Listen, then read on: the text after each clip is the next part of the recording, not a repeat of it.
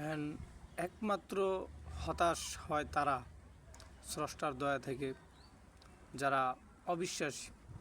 বিশ্বাসী বান্দা, বিশ্বাসী মানুষ, যার মধ্যে শক্তি রয়েছে, সামর্থ্য রয়েছে, এনার্জি রয়েছে, কিন্তু প্রকৃতির কোনো বিপর্যয় যখন তার উপর এসে পড়ে, যখন তার দুর্দশা আসে, যখন তার মধ্যে হতাশা, যখন তার মধ্যে দুর্ভিক্ষ দেখা দেয়, আর্থিক সংকট, মানসিক সংকট, সব দিক দিয়ে যখন চরম পর্যায়ে সে এক দুর্বিষহ জীবনের মধ্যে পড়ে যায়, তখন সে হতাশ হলেও সে স্রষ্টার প্রতি অপটিমিস্টিক, আশাবাদী তাকে থাকতে হবে।